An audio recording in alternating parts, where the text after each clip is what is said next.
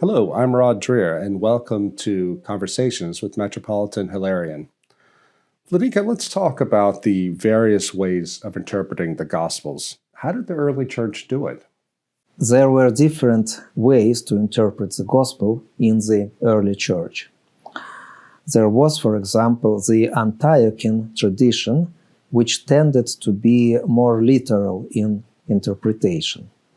There was the Alexandrian tradition, which tended towards allegorical interpretation. The allegorical interpretation is something which is widely used in the liturgical books. For example, when in the beginning of Great Lent we read the Great Canon of St. Andrew of Crete, it is almost entirely based on the principle of allegorical interpretation. Can you give an example of an allegorical interpretation?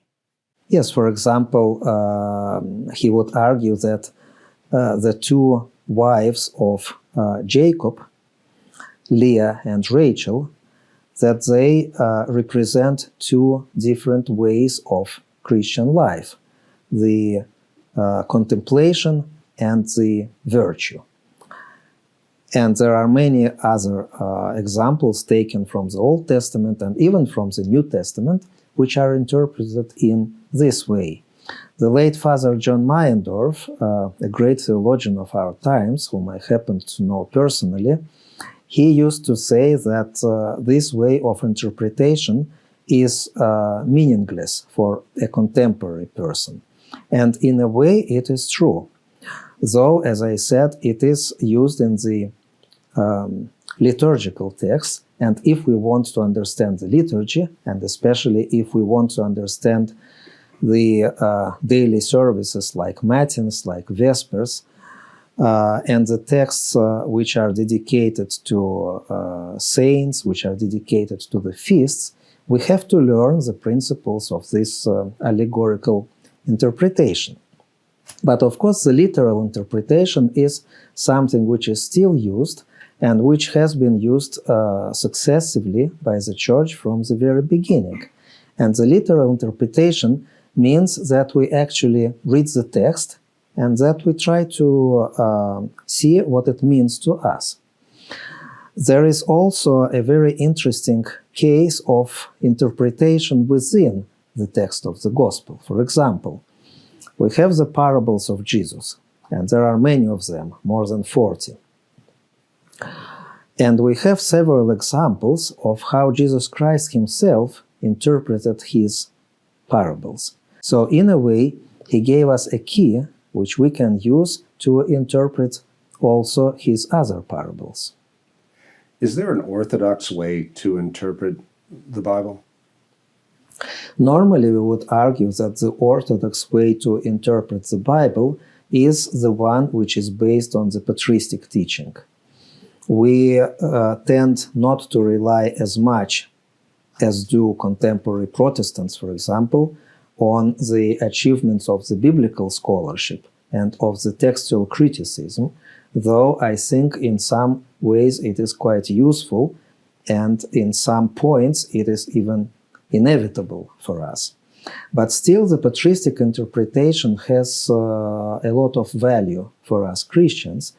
And when I was writing my book on Jesus Christ, and when the first volumes of this book appeared in English, some of the critics actually pointed to the fact that there are many patristic interpretations which are included in the book and which sound very fresh for contemporary readers because they did not encounter such interpretations in the past.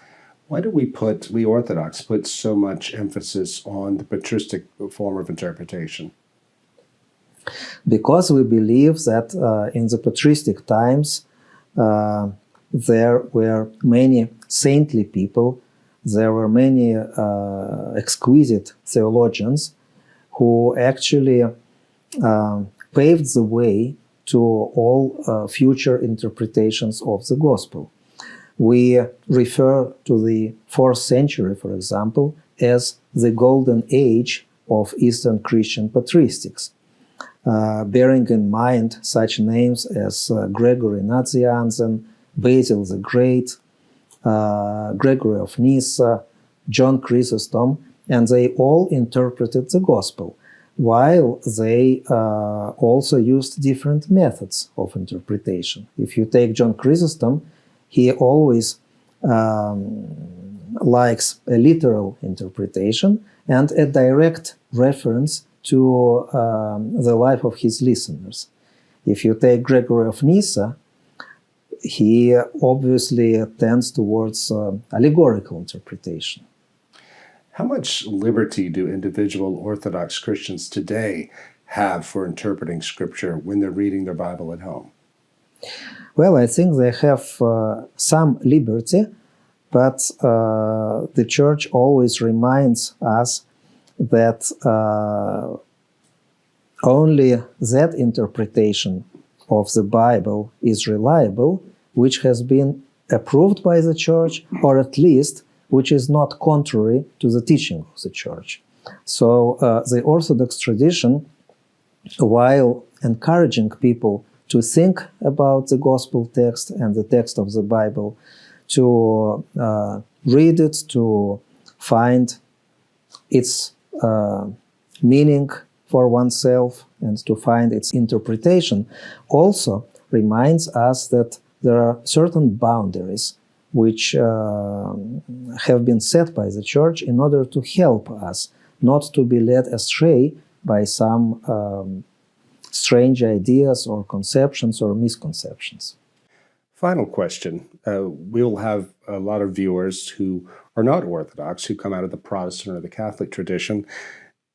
How does the Orthodox way of interpretation generally differ from the way Protestants read Scripture and the way Catholics do? First of all, we believe that Jesus Christ was God incarnate. And we believe that the Gospels should be interpreted and considered in their entirety. We do not believe that there is something more trustworthy in the Gospels and less trustworthy.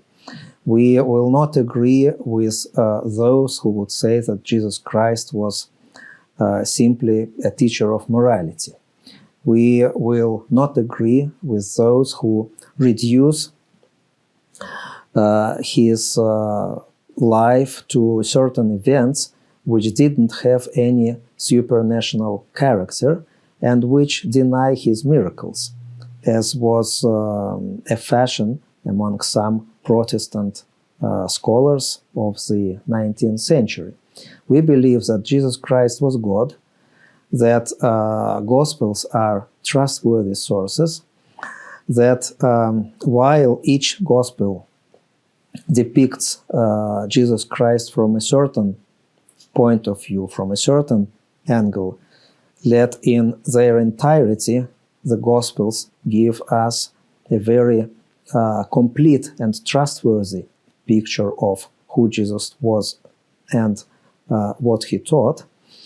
And we believe that it is within these boundaries that we should stay when we want to find a true and the right interpretation of the Gospels. Metropolitan Hilarion, thank you very much. And thank you for joining us today.